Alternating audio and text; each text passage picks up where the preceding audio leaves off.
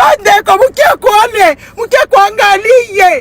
kuangalia banduku ini fi ya 200 litres tuku babengi yango tuku fi na za Swahili za tuku ya mafuta ya 200 litres yeyo nesi ko bango bazo représenter Congo basi ya milangwa basi ya milangwa oyo bazo uta bauti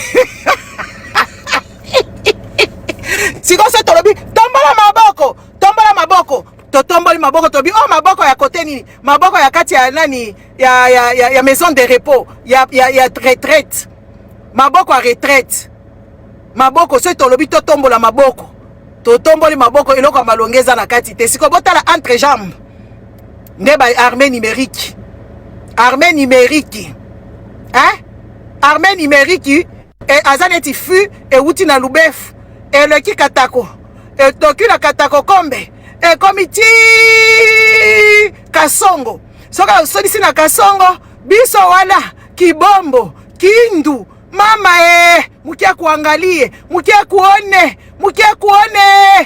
kuangalie armée numérique ya milango na ba drogué neba wana armée numérique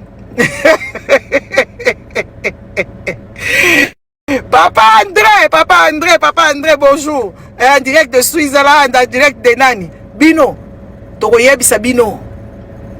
Bino, bokomona. Tozala bino kaka awa. Ngana lobi na bino, nazolo bana bino penza vérité. Bon, ngana longa na ba fille ya lubefu oyo. Ba fille ya katako kombe oyo, ba fille oyo ba tuku. Na yebisa ki otelema. Na yango yebisa ki otelema vraiment. Nangwa yebisa ki otelema oyepe otelemi na biso abatu obandi ko expliquer yo il faut vendre na kiti mama système mbamba na kiti yo ko telema toza forme ba telema te oza forme muto ko telema te ona forme muto ko telema te tikela biso to telemaka yo to memi ba photo na bu jeunesse na yo moko manike na chef na bango soki Denise boya awa totala bino to moni bino bote bozo sukwa mati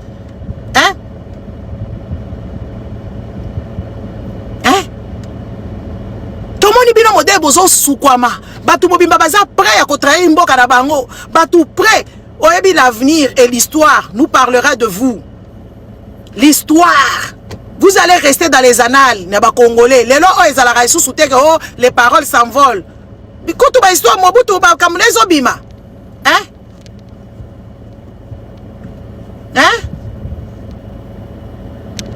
zela yo na bloqué yo Batumubimba pour le miette. Vous êtes capable de venir dissuader les gens que Wimbo kezo tambola malamu. Ozoria kokosa yo tuku ya lubefu yo. Ozoria kokosa bato ke na France babuka la batu bandaku. Na France babuka la bandaku côté ni na France kindoki na bino lobaka na famille na bino na école na bino bozaka bandoki. N'est-ce pas? Na France ya école na bino cerveau la yo tikala na nokwamboka na bino soki na côté ni côté ya école na bino. Na France ni babuka la batu bandaku. Vous encouragez les mâles, bande d'imbéciles. Bazoba. Vous encouragez les mâles au Vandika Boyo pour ton bien, n'est-ce pas? Juste pour avoir des miettes. Juste pour des petites miettes, tu es obligé de venir mentir. Mentez, il en restera quelque chose. Tozana bino kaka awa. Tozana bino kaka awa. Benga yebisi bino bozaba l'échec. Il y a armée numérique. Échec et armée numérique. Boke dotal armée numérique ya ba rwandaise. Boke dotal armée numérique ya ba ougandaise. Déplace beaucoup monde penza que vous. Ok. Et puis c'est toi qui vas tenir la tête ici. Tu dis que oh, galaza belle. Maniké, yo za drogué. Ozali drogué. Une droguée qui n'a plus ses neurones en place. Et c'est pour ça que tu es dans ton monde des drogués. Hein? Dans le monde des drogués, c'est comme ça que ça se passe. Et tu viens ici parler de la beauté. En tout cas, beauté à ba Congolais, oyo penza. Beauté à ba Congolais, oyo. Tokende na bino kitoko. Tokende na bino kitoko. Mais là, sans parole. Tokende na ba beauté na bilamba. Wapi nzoto ngo ya taye ba mani kiango na ba mama Congo. Na bino nyonso tuwa. Wapi ba nzoto. Bino nyonso bozo linga ba recruter. Bino ba pesa bino ba mbongo. Boko ko lubela ba Denis Nyanke lelo. Wapi ba nzoto ngo ya bilamba. Wapi ba nzoto ya bilamba. Oh boko lata bilamba penza utelemi na miso abatu ke ngala lati na zana nzoto. Wapi nzoto. Wapi nzoto ngo bozana ngo. Wapi sapato ngo bolate la côté na lokoloni no bino bolate la sapato. Na pesa bino ba exercice. Boya atotombola ka maboko likolo. Totia maboko likolo to tomboli. Totia misapi totala ba kento. Basia ba kento oyo. Basia ba kento mbebo noir, basia diamba mbebo ya noir ya ba diamber. Bazaka na mondi na bango moko. Basia ba diamber oyepe ozoloba basia ba kola na pasi. To mona bisika bozo bimati. To mona bisika bo bima bisika bokola, c'est tout à fait normal boza ndenge wana. To mona bino bisika bo bimaka bozo bima bisika mo ondike bandako ba soso. Ondike bandako moko bo ba bokola ba boeri o ba bokola ba soso na kati. C'est pas oui il faut to ba bino. Ndako ba soso. Bo bimi na kati ya ndako ba soso zo tambola na kati ya na kati ya ba tufi. Toto yebisabino, vous marchez sous le caca. Bama solo moko epola bama solo moko boye ya sanza muto akola bia ko ya koloba makambo ya modèle akola, ça se voit bato ba ko témoigner. Bato boye binga moi bantu mune njwa museme kule shiturikomea. Museme kwetu kule tulikuya, kule tulitoka. Bato bayebi ngai, bayebi bisika nga na kola boya koloba awa. Mukwapi? Mukwa kusema. C'est pas moi de le dire. Moi, quand je le dis, je dis des choses qui sont cohérentes. Des histoires cohérentes. Et je ne peux pas venir qu'on manquer. Hein? Naoya koloba makambo buso ba wate. Ba histoire moko imaginaire. C'est ba parents na bino ba sala bino eloko te ba éduka bino te. Neti ba manikela ba kona ba balabala. Ba koli na ba balabala, bazo sumba na balabala, bazo ke de kolala na batu na balabala, nde ba bango wana ba koli aw. Siko oye na miso batu ozo vanda nanu na centre. Ozana nungunde ozo s'autoproclamer ngana za Tshisekediste na centre. Tshisekediste azana ba avion zo tambola partout Magellan. A tambola bisika nyonso partout avec le président de Tshisekedi na no président na bino. Yo za Tshisekediste la kati ya 115. Oyo benga la téléphone. Allô, je cherche, je vous ai appelé, vous ne répondez pas. Je cherche où dormir. Eh, batindo, appelez-nous plus tard parce qu'on a beaucoup de gens en ligne. Bakati nani au téléphone. Lelo lali alobi lali awa. 115 bato 115 bandeko boza na Congo. Oye ba manike wala balalaka ba benga ka po baluka place akolala. Ba vivaka na pasi moko bolanda ba réseaux sociaux te po na Paris kula bisika nyonso ba awa na poto biso toza ba wifi partout.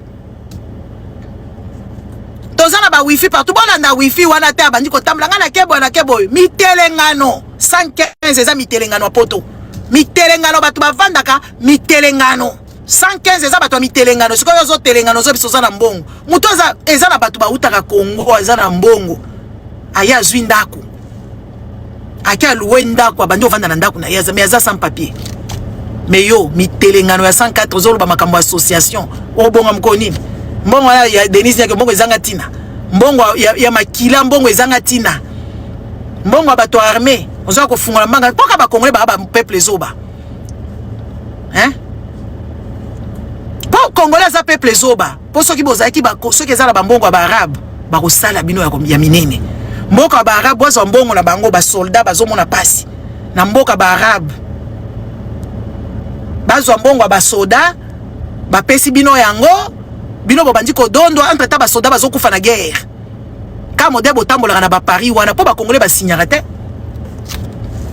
hein po ba congolais ba signara te modèle bozo ko kumisa ba mbongo na bino salité wana so ezaki ba pays arabe o ba pays maghrébin elekate ngana bisi ba congolais peuple bololé ngana zolo bango hey meleke hein peuple congolais peuple bololé babiloko bozo ko exhiber awa ko yebisa biso tozoli mbongo ngo na nko entre temps ba militaire entre temps mboka eza so disant na maboko ba M23 mais bino bozo ko brandir ba nani ba ineptie na bino ala ba imbécilité na bino ya ko yebisa biso ke bino bozoli mbongo na ba mboka bato a mito esala ka bolekate mais neti ba congolais nyoso baza ba assoiffé ba mal éduqués. La majorité des congolais sont des mal éduqués. La majorité des congolais ce sont des personnes idiotes. Oui, même cela avec... Oui, la majorité des Congolais, ce sont des idiots et des idiotes. Parce que ça y est, mboka ba arabe, makambo bozo ko yebisa biso awa, ke bino ba futa bino ba mbongo, mais entre-temps, ba militaire bazo bimisa ba vidéo mikolo nyonso awa. Bazo yebisa bino ke oui biso toza na guerre, tozangi ata drone ya malonga, tozangi ata sapatu, tozangi eloko kolia. mais ba oza ko birni la bokole boza isusu te la mukilo yo na mboka bato mayele na mboka ya bato baza mayele bokozala lobi te to benga bino déjà ba défunt to benga bino ba défunt na mboka bato mayele mboka ya bato balinga mboka na bango ba bêtise bozo ko exhiber biso awa o bozo ko raconter biso ba ineptie bokozala su bato mondo yo te mbongo wana eza ya kopesa batu oyo bazobundela mboka bosoko ba bino na ba M23 soi-disant ba M23 baleki bino te M23 za soi-disant bato a Rwanda baleki bino boza pire les espèces humaines des pires espèces humaines qui n'ont jamais existé sur la planète Terre ba M23 baleki bino nanga aleki bino na Kabila leki bino totikala koyoka makambo ya lolenge boye na période ya Kabila zo futa batunga koloba ngo pe na code yo oyo mwana oyo ko bene nani oyo soki Jaël a sengi pardon tika kaka senga pardon ya lokuta aboy pression afali pupa Jaël aboy na ye makelele ya fali pupa poko za la fanatique nde inconvénient yango wana koza la fanatique Fali pour pas jouer à tirer pression. Aïe, senga pardon qui ne vient pas du cœur. De toute façon, même si a sengi pardon et outi na mouté manaye, bisot aussi to lobby, ah, netinga la vanda qui pendant la jubilé na lobby, le message va mieux passer. Le message passera. Peuple zoba oyo, peuple mobimba imbécile, peuple zoba, peuple bizengi oyo. Bazo yiba mbongo ya l'état, bazo pesa bino bozo ngumango entre état ba militaire bazana guerre kuna, entre état bana bino bazana ba balabala na ba wenze kuna, bana ba congolais bazana ba wenze. Bana ba congolais bazali na ba école te bino bozo zo bozo pe ko lo babo yoke biso likunya ni ba yoke na bino bato apasi oyo. Bato apasi. Po yo lia il faut chanter à la rossignol. Po yo ozala bien, po lata elamba. Po lata elamba il faut ba pesa yo mbongo ya muyibi ya ba congolais. Hein?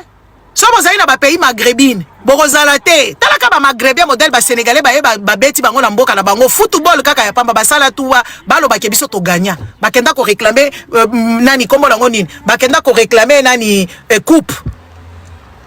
Hein? Bakenda ba marocain ba ko réclamer coupe. Peut-être ça makambo moko eza infaisable. C'est quoi imaginez-vous on vous donne l'argent de l'État ezo ya bozo lia ngo bozo ko brandir ngo pe na ba réseaux sociaux ba congolais mususu. Ba congolais nyonso boza bazoba enga mutu na lobby. Na lobby yango selon mes analyses et mes analyses ezali ba analyse ya solo boza bazoba bino tout sauf 1% ba congolais boza bazoba biwelewele bazoba nga na lobby sauf 1%. Moi je fais partie de ces 1% là. So ezaki na bamboka penza ya batu normal bato bazo réfléchir bokozala kutu na ba live ya ba manike wana te bokoyoka ba mama Kongo na bino wana te soki ba Nadia Ofera bokoyoka bango te bosa bango ya minene.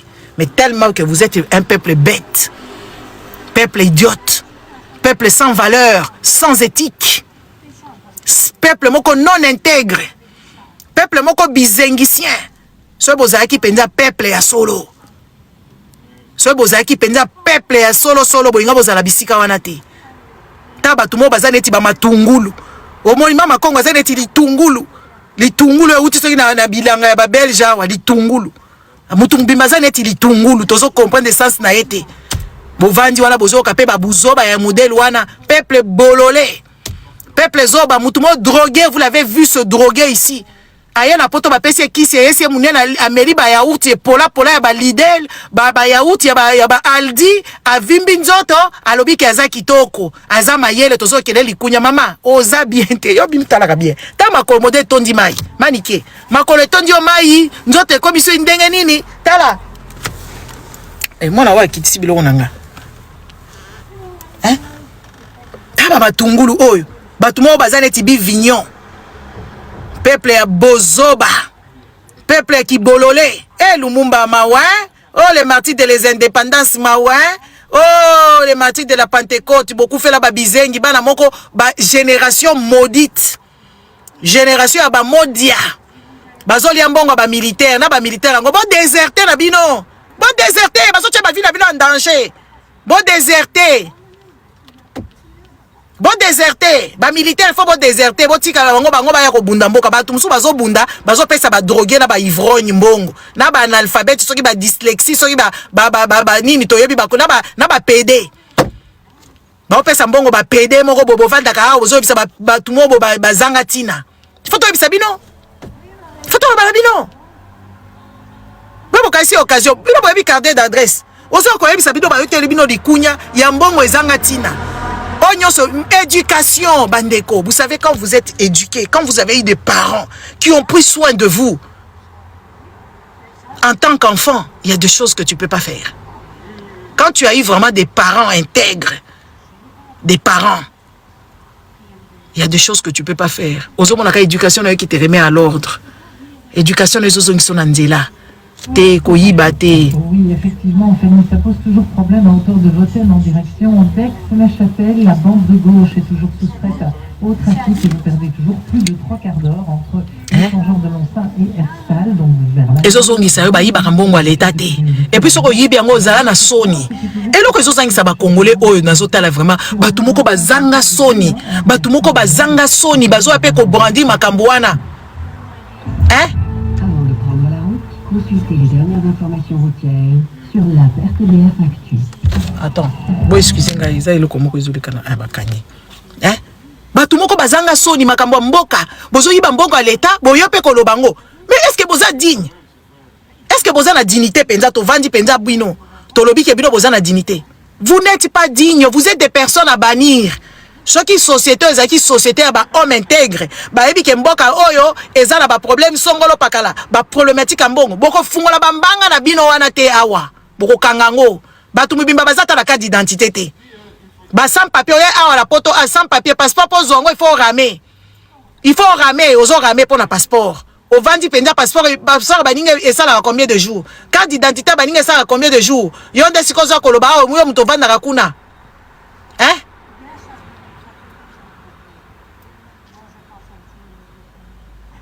Hein?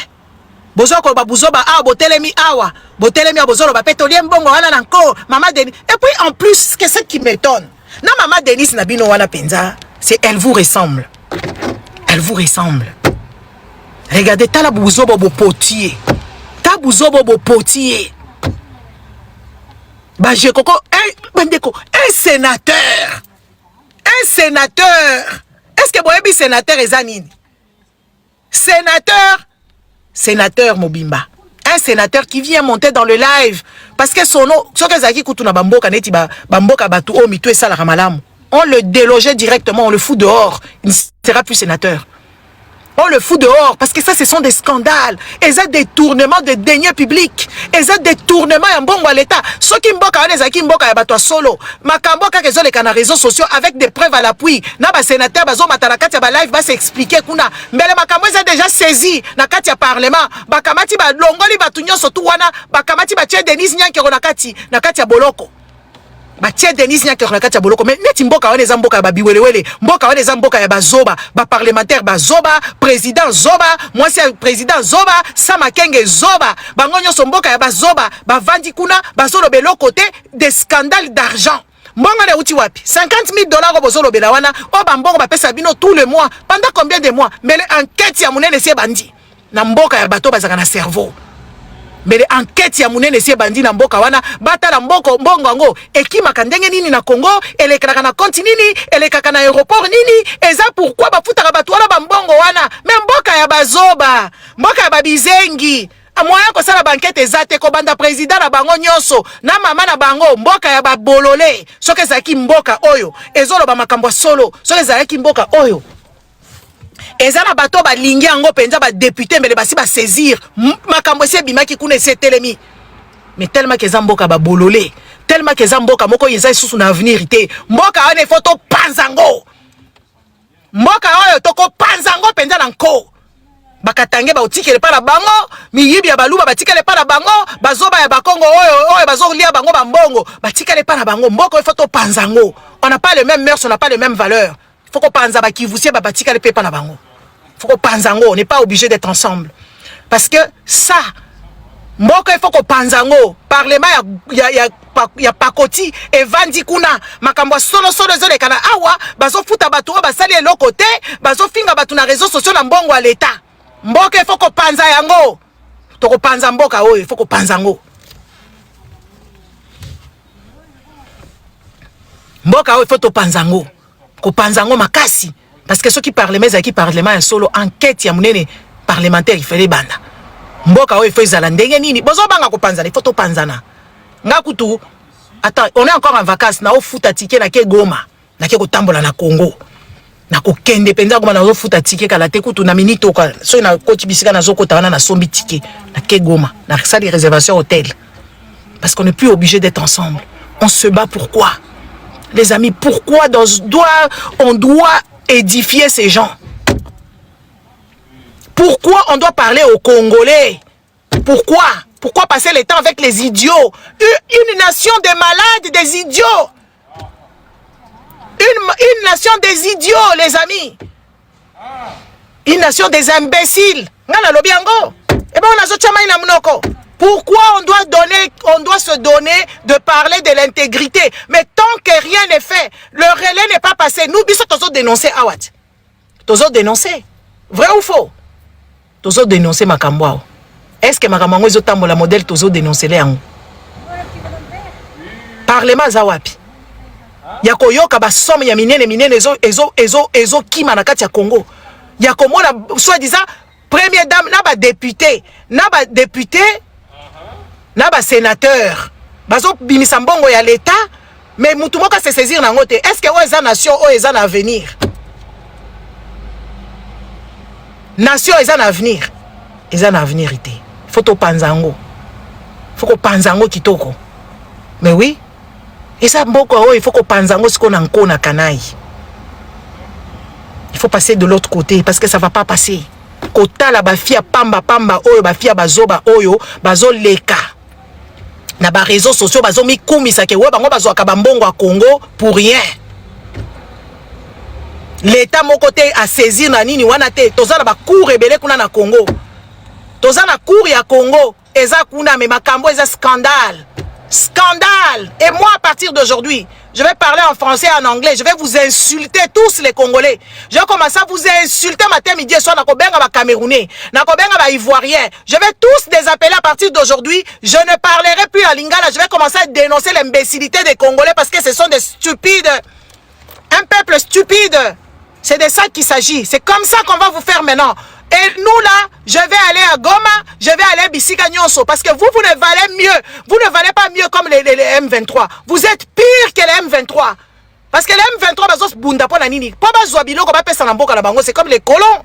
Les colons, ils sont partis là-bas assujettis vos peuples là-bas pour faire quoi?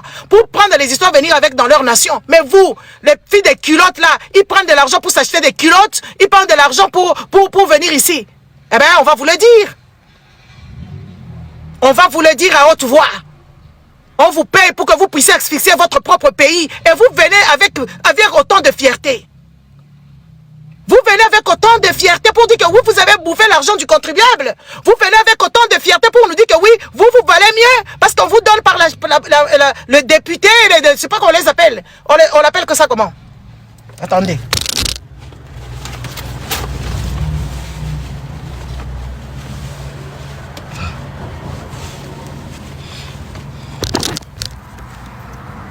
N'est-ce pas?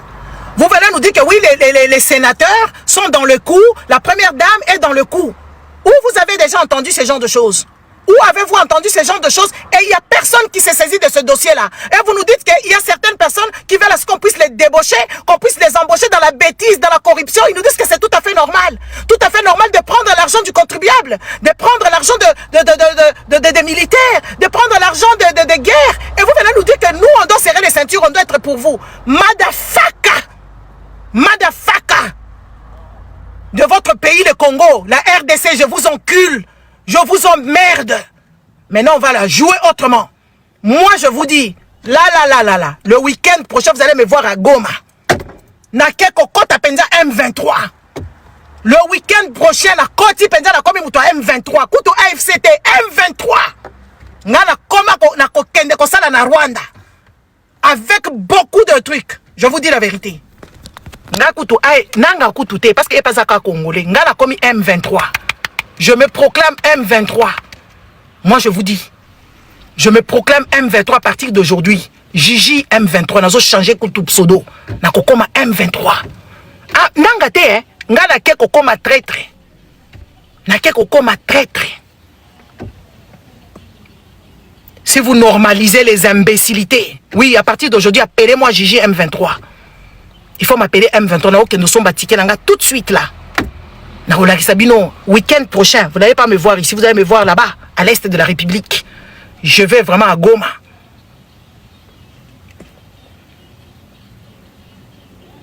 Je vais à Goma le week-end prochain. Je serai dans Air Rwanda. Je vais monter dans l'avion de Rwandais. I'm gonna do it. I'm so free. I'm free. I'm born free. I have my freedom since. Allez, boko mapenza. Gigi M23. Boko komango penza. Nga moko na kokomango à partir d'aujourd'hui. Parce que comme on a un scandale ya lolenge boy. Batu moko bazo mema biso na kati ya scandale. Ya Congo, biso to vanda ka to tala ka bango, biso to teya ka to fingama, biso to teya ma. À partir d'aujourd'hui na komi Gigi M23. Boyoki na kokenda kutu na FCT, nga na kokota na M23. Naza mutu M23 à partir d'aujourd'hui. AFC kutu na longoli yango nanga pe na longoli na kokoma mutu AF ya M23. Ngai nazo kende ko skota M23. Je serai la plus féroce des traîtres que vous n'aurez jamais vu dans votre vie. Et je me autoproclame. Je me autoproclame Gigi M23. Ça va? Na lobby yango penda hoha. Encore pour attribuer la comme rwandaise. Na kokende kutu kokende kosenga nationalité rwandaise. À partir d'aujourd'hui. Na kosenga pe nationalité rwandaise. Beaucoup mon ngai. Bon déjà na sera déjà rwandaise selon vous. Maintenant je vais le vivre. Je vais les vivre. Parce que ce qui se passe sur les réseaux sociaux, on incrimine. Les députés et les sénateurs sont passés sur le live pour dire qu'eux, ils donnent de l'argent du contribuable. Aucun institution congolaise et se saisir na dossier wana pour babandata enquête. Bakamati ba incriminer pe première dame na kati ya makambo yo, biso to vandika to zobeta bino maboko. Mboka ngo bonga mongo nini. Chacun doit trouver sa voie. Moi, j'ai trouvé la mienne M23. Bato M23 nga yo naza awa. Nakoya kokota nga moko. Nakokota kuna. Nazolanda ndeko na ngai. Oui, nazokende kolanda bango. Nazosala ngo bongo naza libre te. Naza libre. Libre à jamais. Un sénateur d'une république qui monte dans le live pour commencer à parler d'argent détourné du Congo. Il n'y a pas de sénateur qui s'est saisi de ce dossier-là. Lui-même, il est sénateur. Il n'y a pas de comment on les appelle? Il n'y a pas de parlement qui s'est saisi de ce dossier-là. Et vous voulez qu'on fasse quoi? Ce pays est kobongate, Congo est kobongate. Le Congo, là, ne sera jamais un pays. Puisque les Congolais ne sont ni intègres, ni conscients. Le Congolais ne c'est pas un pays intègre. C'est pas un peuple, c'est pas une nation. Même la nation Abiba Ambata la Rwanda kuna. Makambo le kanarate. Atana Rwanda gouvernement soit disant il y a génocidaire, gouvernement soit disant il y a Kagame. Makambo le kana Congo et le kana Rwanda te. C'est un pays qui fonctionne avec un État. Je vais me payer le ticket tout de suite. Je me paye mon ticket, je vais faire mes valises. J'allais me trémousser. Vous allez me voir aussi à Kigali. Est-ce que moi je vous dois quelque chose? Moi je vous dois quelque chose? Est-ce que je vous dois quelque chose? Je ne vous dois rien du tout. Moi, je suis libre de faire ce que je veux. J'ai compris que oui, le Congo ne sera jamais un pays. J'ai compris que le Congo ne marchera jamais. Au lieu de passer mon temps à édifier les gens, au lieu de passer mon temps à être intègre, je m'emballe les nénés. Je m'en fous de vous. Je vous insulte.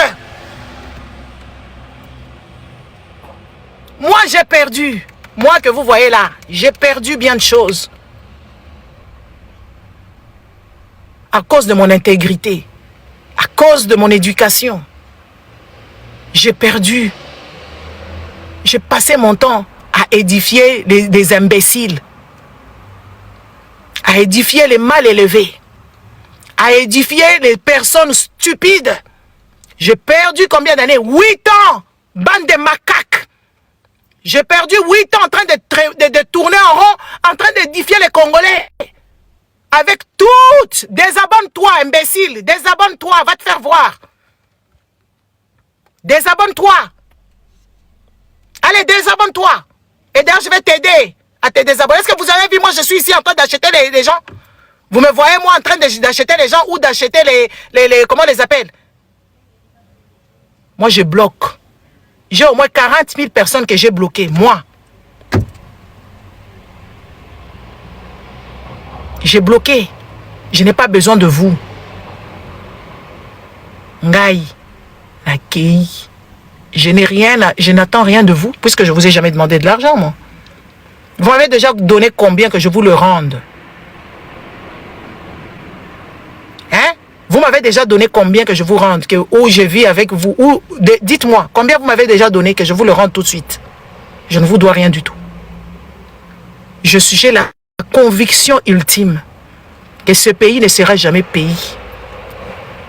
Que ce pays est au Bonganangote, où on vous prend des drogués, on vous prend des drogués, on vous prend des milangwa, on vous prend des filles de basse classe, de mauvaises mœurs.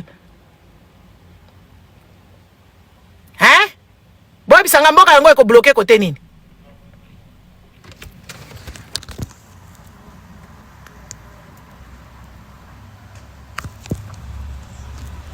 Dites-moi, Mboka ekobonga côté nini?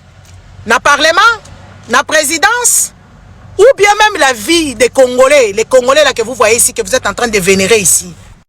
Ekobonga? Ekobonga te? Ekobonga te? Je vois même soi-disant les personnes qui ont fait des études. Je vois même soi-disant les personnes qui ont fait des études, des personnes qui sont je ne sais comment et comment. Mais leur réflexion de bas étage.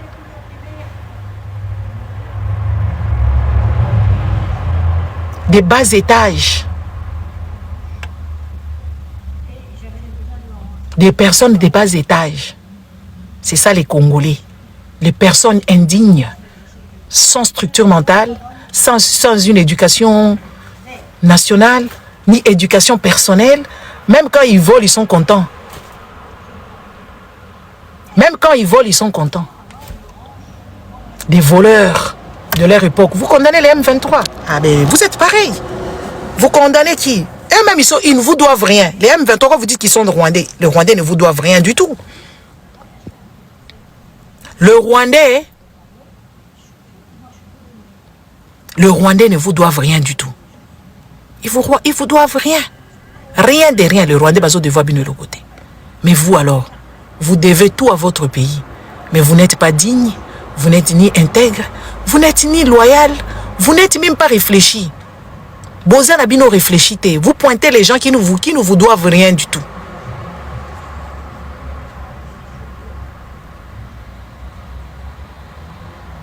Boko bongate, mboka ne ko bongate, bosala mokili nabino, moi je ne vous dois rien.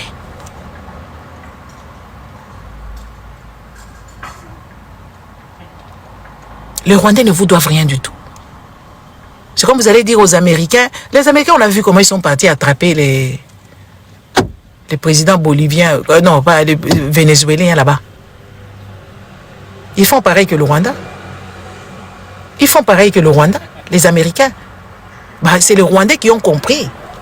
Le Rwanda a compris comment il faut fonctionner sur la terre ici des prédateurs. Les Rwandais, ils ont compris. Les Rwandais et les Américains, c'est pareil. Pourquoi on tolère les Américains par le Rwandais? On va le faire. Et moi, je vous le dis. À chacun son problème. Parce que Bino, Boza Biloko et Pola. Des personnes pourries avec des cerveaux en miettes. Avec des cerveaux en miettes. C'est ce que vous êtes.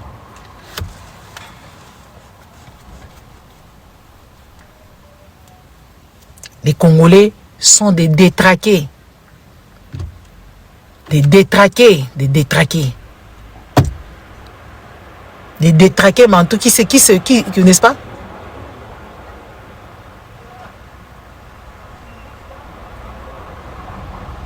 Les détraqués. Un peuple de malades, médiocres.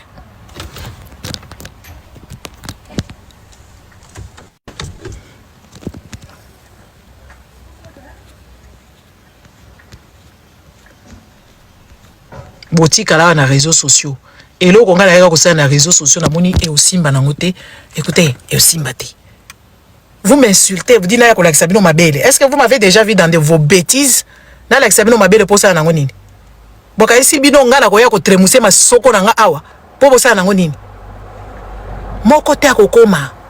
Moko te akokoma. Moko te akokoma. Boba na mama na bino balobi na biso asali nyonso azobonga kaka te. Moko te akokoma.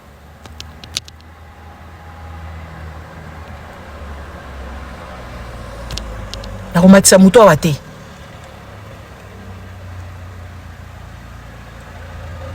Pour banda ko présenter bino nzoto parti par parti. Choko la bo pakoli kabelo bo tchena mutu. Borasi oza kitoko. Ba posonyo so ezika bino. Basi salte ba bi ko lata te ba bi ba yebi elo te. Bino bokasi ko lata eza bino bilo bo lata ba bijou pam pam ba bozo mema awa. Siko biso to koma ba 20 20 to lakisa bino ba bijou eza nini, to ko lakisa bino bozui eza nini, to ko lakisa bino modèle to ko zwa coltan. Ne bino bozo zwa na coltan na bino na ndenge ya mbongo. Biso to koma ba négociant. Neti bobi ba Rwanda ba yiba coltan to koma ba négociant to koma ko négocier penza coltan. Boyoki?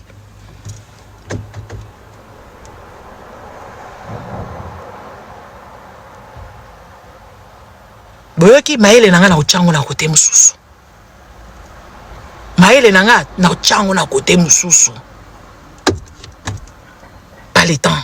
Plus le temps de voir un peuple maudit comme ça, un peuple malade. Nakufa neti Lumumba gratuitement. Est-ce que Congolais ko kufela na histoire ka modèle to vivre awa? Depuis to yoka histoire ba Congolais. Hein?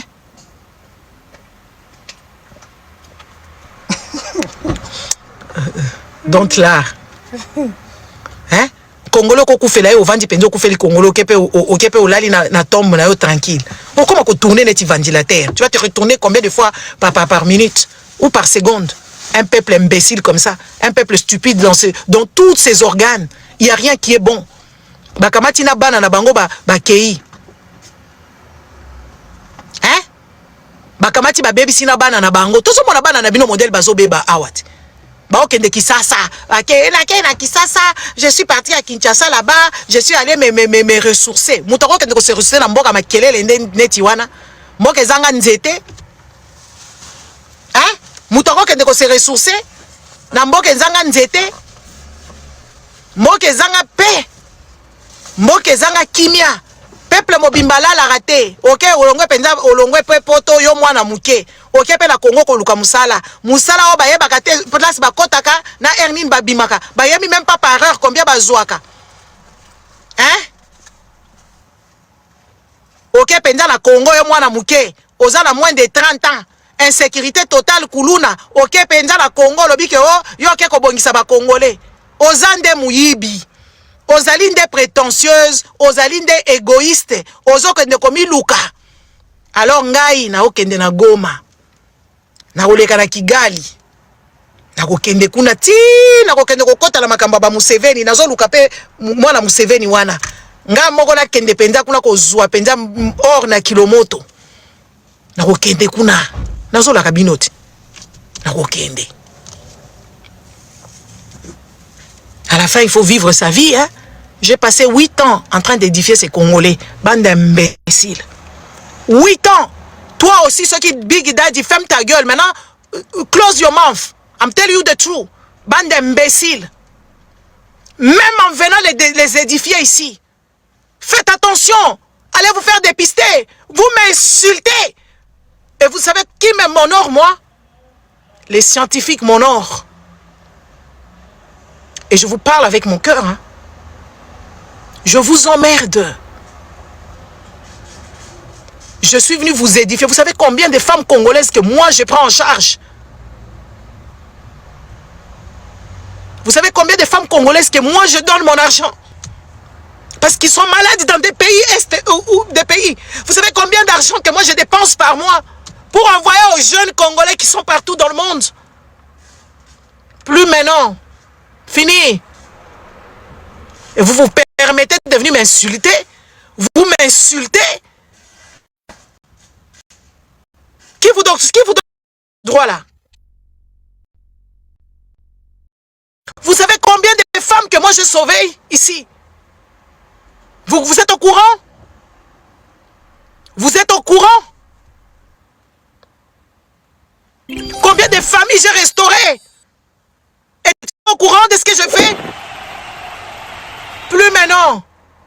Plus maintenant, vous n'allez plus me voir dans vos bêtises ici. Un peuple maudit. Un peuple bête. Un peuple stupide. Et vous vous permettez, vous me demandez de venir montrer mes seins? Vous ne le voyez pas? Vous parlez de quoi là?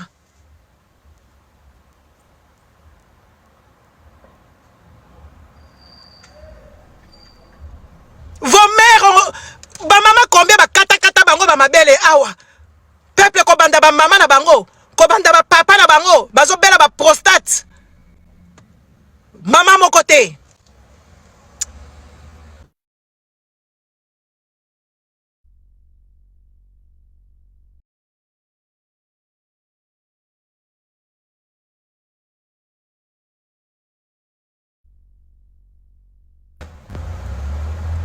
Combien de personnes qui sont malades ici qui ne vous disent rien du tout?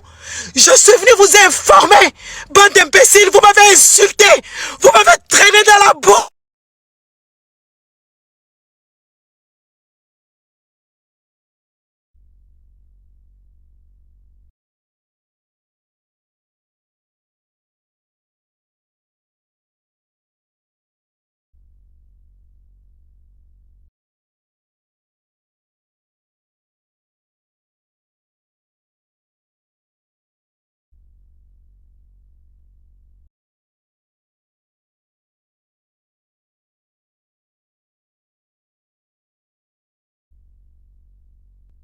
Vous m'avez insulté. Insulté. Matin, midi et soir. Est-ce que vous m'avez déjà donné votre argent? Vous m'avez déjà donné votre argent?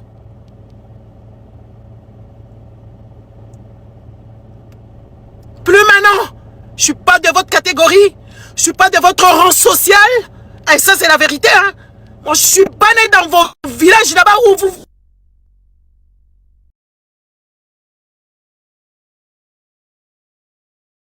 Je viens d'une famille. Une famille digne et intègre. Moi que vous voyez là-bas. Digne et intègre. Ok? Fini vos bêtises. Fini, bande de crevards. Fini, bande d'ignorants. Fini, bande d'inconscients. Fini. Fini. Vous avez compris? Fini. Voyez les larmes que j'ai coulées là-bas. C'est les larmes que j'ai gardées. Que j'ai gardées pendant des années. Les larmes qui coulent en moi là. C'est les larmes que j'ai gardées pendant les années. À cause de vous les Congolais. Bande d'imbéciles. Les larmes que je coule là. S'il te plaît. S'il te Les plaît, larmes maman. que je suis en train de faire couler là. Ça sera la dernière fois. Ça sera la dernière fois que vous allez me voir mettre mes organes. Vous avez compris? C'est la dernière fois. La dernière fois que vous allez me voir ici, parler de votre foutu pays à la débile. Foutu pays à la débile. Vous avez compris? Ça sera la dernière fois. Les larmes que je fais couler là. Vous avez compris? Calme-toi, Gigi, s'il te plaît. Gigi, s'il te plaît, calme-toi. Calme-toi, s'il te plaît. Gigi, s'il te plaît.